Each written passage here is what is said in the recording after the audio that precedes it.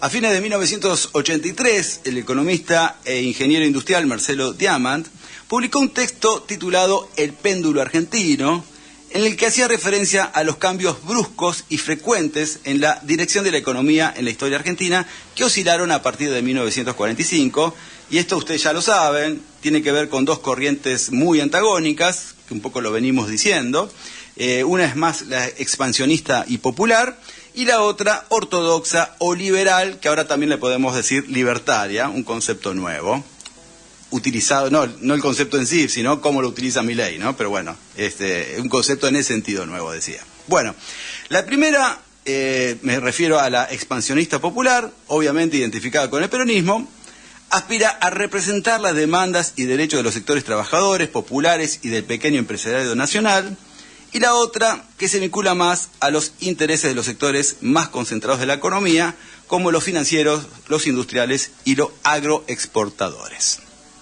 El péndulo que se imaginó Diamant funciona del siguiente modo. Cuando la política económica es conducida por la corriente popular, se incentiva el aumento de los salarios reales, todo el mundo gana mejor, ¿sí?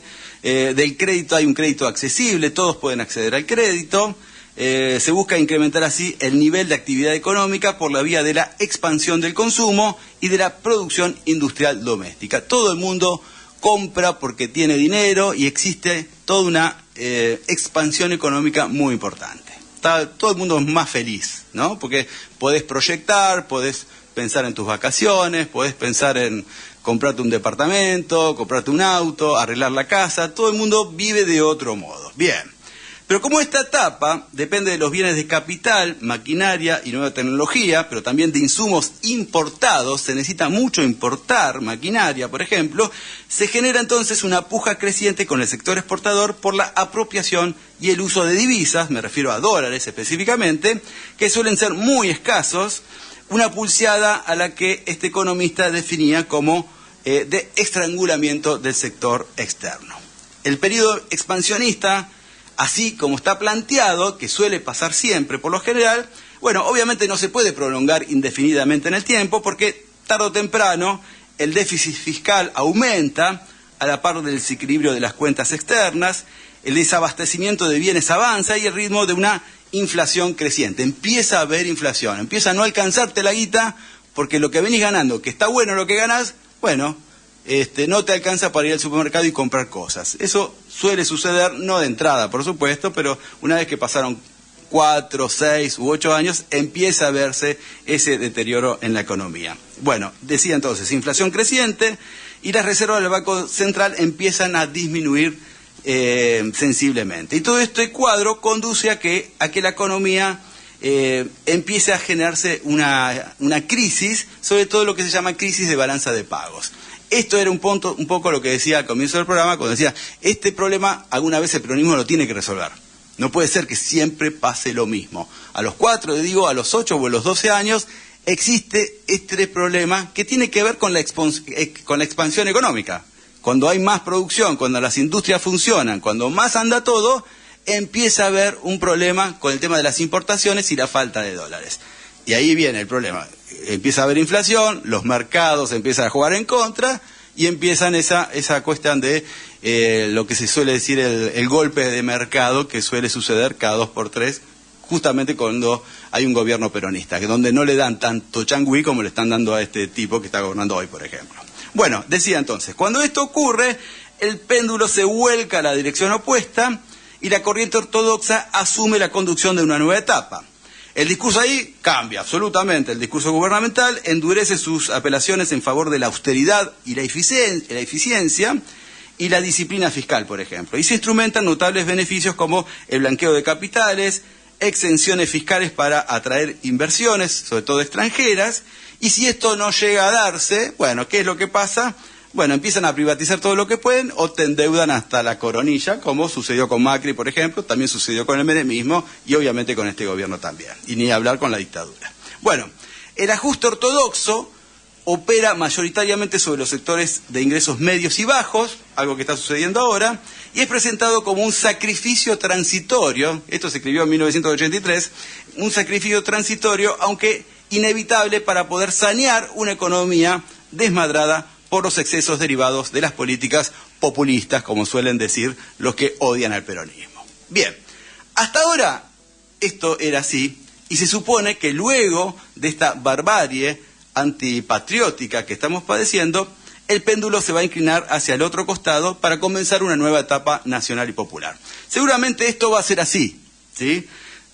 El problema es que están desgastando o están destruyendo todo de una manera tan visceral que cuando retorna el peronismo habrá que ver si continúa existiendo un país para reconstruir y desde dónde, o quizás ya sea demasiado tarde.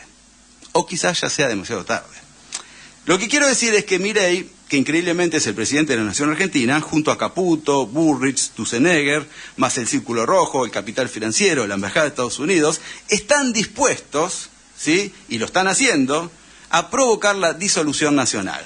Esta gente, por cipallismo generalizado, si se quiere, y ahora también por una cuestión geopolítica, están entregando el país por medio de la deuda externa, que ya a esta altura es insostenible, es impagable, por lo menos así como está convenida, así como está acordada. Ya lo decía Cristina el miércoles pasado, 9 de julio, en el mensaje grabado que se escuchó en Parque Lezama por el Día de la Independencia. Ahí decía, nunca tuvimos este grado de dependencia, justamente se refería a eso, y en ese sentido planteaba que el peronismo, cuando le toque volver, nos acabamos de caer, pero acá volvemos, cuando le toque volver, tendrá que abordar este problema imprescindiblemente con cabeza, corazón y coraje. Algo que también dije al comienzo del programa, algo que debió haber hecho al Frente de Todos cuando tuvo la oportunidad histórica, justamente de renegociar la deuda externa, pandemia mediante, caos a nivel mundial, así que fue la verdad que una pena que no se haya podido resolver en ese momento porque las cosas hubieran cambiado y quizás este engendro que tenemos como presidente hoy no estaría donde está. Pero bueno, no es cuestión tampoco de revolver el pasado, pero tampoco de olvidarlo, ¿sí? Así que bueno, continuemos un poco con esto. Lo importante es comprender que este bloque de poder que está actualmente al frente del Ejecutivo está haciendo hasta lo imposible para que jamás de los jamases se pueda reconstruir la Argentina, venga el gobierno que venga, por más nacional y popular que sea, ¿sí?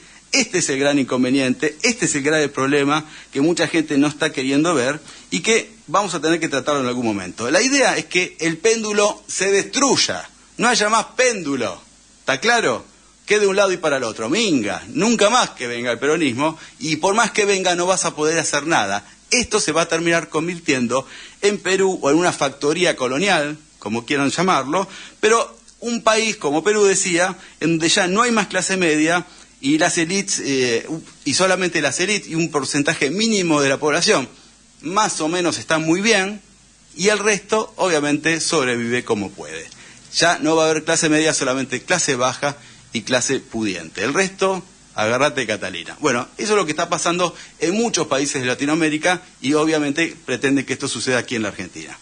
Esta es la razón por la cual están destrozando al Estado y a todo lo público desde adentro, como le encanta decir al presidente, porque la idea es exterminar la matriz económica, social y política de la nación.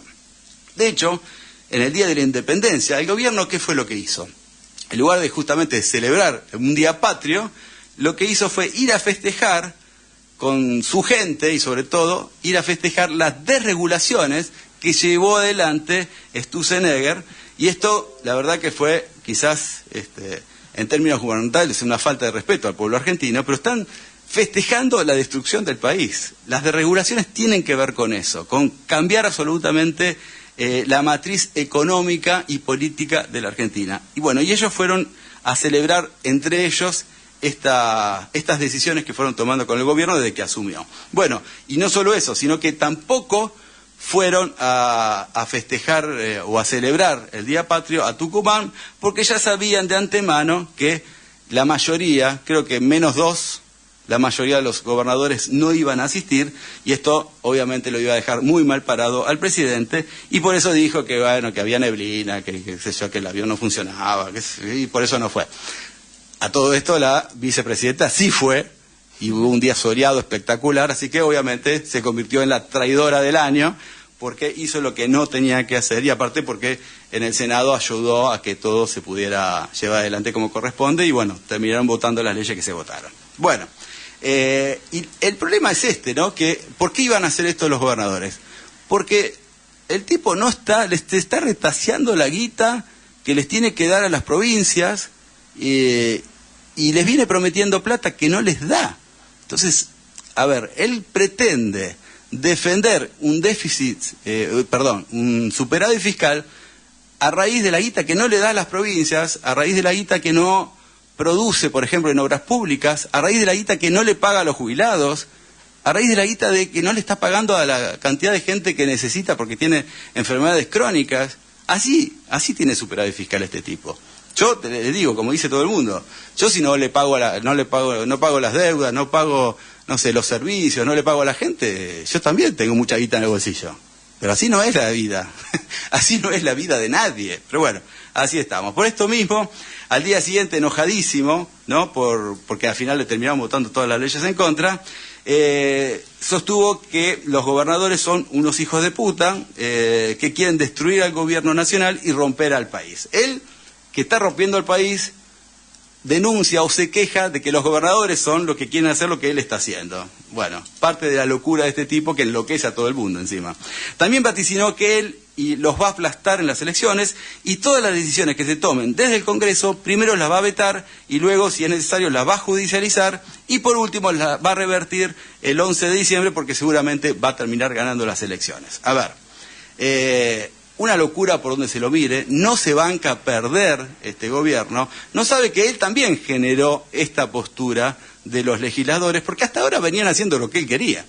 Eso es lo más interesante de esta historia. Lo que pasa es que si vos no cumplís nunca nada de lo que prometés, y bueno, hasta los senadores que te venían apoyando, bueno, se te dieron vuelta. No son más buenos los legisladores ahora y antes eran malos, no, siguen siendo oportunistas, se basan en los intereses y se basan en las órdenes que reciben también de sus gobernadores. Y bueno, así es el juego político, evidentemente, y también es uno de los temas que tenemos que empezar a pensarnos como sociedad en relación a lo que es la democracia en sí, ¿no? Porque esto también es un juego democrático. Bueno, de esta forma el presidente obviamente dejó de lado todos los consejos que le pudieron haber dado Guillermo Franco o Santiago Caputo acerca de no tratar mal a los gobernadores, porque en definitiva depende de ellos para gobernar.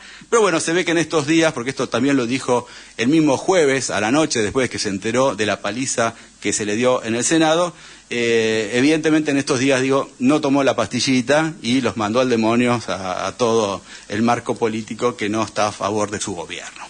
Así es este enfermo psiquiátrico que acaba de disolver Vialidad Nacional, por ejemplo, con todo lo que esto implica en términos de economía, en términos de producción, y obviamente tiene que ver con esta posición del gobierno de amargarle la vida a todos los argentinos y argentinas permanentemente, porque esto se suma a la cantidad de trabajadores que están perdiendo su laburo, tanto a nivel público como privado, las jubilaciones miserables, la quita de medicamentos, los tratamientos oncológicos que también los quitaron a personas con cáncer, cierre de comedores, eliminación de subsidios por discapacidad, represión a adultos mayores, desfinanciamiento a la educación pública, a las universidades ni hablar, a la investigación de organismos como el CONICET, el INTA, el INTI, suspensión de obras públicas esenciales, maltrato y precarización a médicos de hospitales públicos como el Garrahan. Bueno, todo lo que ustedes ya saben que está sucediendo y que es parte de la destrucción que está generando este gobierno, que no sé cómo vamos a quedar después de esta tortura que estamos padeciendo.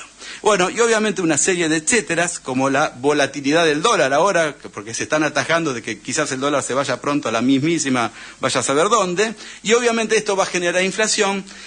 Dos temas que si no controlan en breve, que es lo único que pueden mostrar como algo victorioso, si se quieren, haber tenido el dólar planchado hasta ahora y una inflación más o menos que estaba desacelerada. Bueno, si esto no lo logran controlar en breve, bueno, seguramente el gobierno se termine cayendo solo y no haya habido quizás ningún espacio, ni mucho menos nacional y popular, que haya hecho algo justamente para que este gobierno se termine cayendo. Nadie está pensando en voltearlo, se caen solos. Esto es un poco lo que quiero dejar como reflexión y pensar un poco que quizás sí, todos los partidos políticos tendríamos que ir pensando en la posibilidad de ver si se le inicia un juicio político o algo por el estilo, porque si no el país va a quedar terriblemente mal y nos vamos a terminar olvidando lo que alguna vez fue un país que tuvo soberanía nacional, que tuvo independencia económica y por supuesto justicia social, algo que este gobierno lo está tirando por la borda.